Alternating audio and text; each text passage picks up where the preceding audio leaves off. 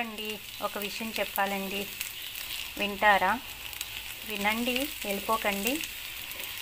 నాకు ఏదైనా వీడియో చేస్తాను కదా, స్టేటస్లో పెడతాను. ఫ్రెండ్స్ చుట్టాలు ఎంతోమంది ఉన్నారు, చూస్తూ ఉంటారు. ఎవరు చూశారు వీడియోని కూడా తెలుస్తుంది. నాకు ఎంతమంది చూసారో తెలుస్తుంది. అక్కడ ఒకే లైక్ ఉంటుంది. ఆ లైక్ మా ఆయన ఫోన్లోంచి నేను కొట్టుకునేది అయి ఉంటుంది. ఆయన ఫోన్లోంచి వీడియో చూసుకొని లైక్ కొడతా. చాలా వీడియోస్కి అలాగే ఉంటుంది. 1-6 లైక్లు వచ్చినా అది నన్ను ఇష్టపడే వాళ్ళు హార్ట్ఫుల్గా కొట్టిన లైక్ అన్నమాట. సో నాకు చుట్టాలు ఫ్రెండ్స్ నుంచి ఏదో లైక్ కొడితే లక్షలు వచ్చేస్తాయని ఫీల్ అవుతారో, టాలెంట్ని ఎంకరేజ్ చేసేసామని ఫీల్ అవుతారు, ఏమో తెలియదు. కావాలనే కొట్టరు, లేకపోతే అంత చిన్న పని ఎందుకు కొట్టరండి. మీరు నాకు కొత్తగా ఫ్రెండ్స్ అవుదామనుకుంటే, నా ఇంద్రధనుస్సు ఛానల్లో నాకు చుట్టాలు అవుదామనుకుంటే లైక్ చేసి కామెంట్ సెక్షన్లో మీ పేరు చెప్పి పరిచయం చేసుకోండి.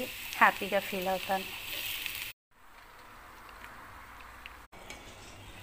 పసుపు, ధనియాల పొడి, కారము, ఉప్పు, కొంచెం వంకాయ ముక్కలు మగ్గాక మూత తీసి 4 వేసుకుని అల్లం వెల్లుల్లి పేస్ట్.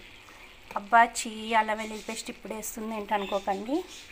అల్లం వెల్లుల్లి పేస్టు ఆల్రెడీ మనం నూనెలో వేయించితే చిటపట్లాడుతుంటాయి కదా, కొన్ని కూరలకి నేను ఇలా వేసేస్తూ ఉంటా. ఇప్పుడు వంకాయలు ఈ మసాలాలన్నీ మగ్గబెడతా.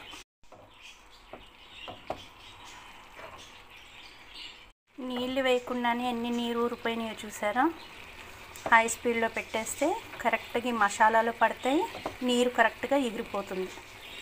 మనం నీరు ఎక్కర్లేదు కూరకి, మూత పెడతాం కాబట్టి నీరు వచ్చేస్తుంది. టేస్ట్ చాలా బాగుంటుంది.